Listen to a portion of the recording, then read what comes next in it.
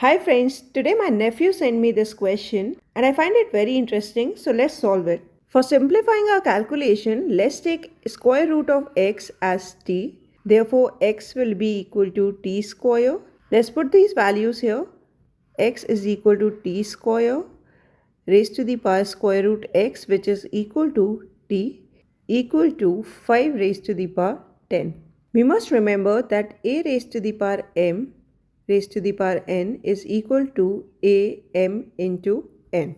This will be 2 raised to the power 2t, which is equal to 5 raised to the power 10. Let's take square root both the sides.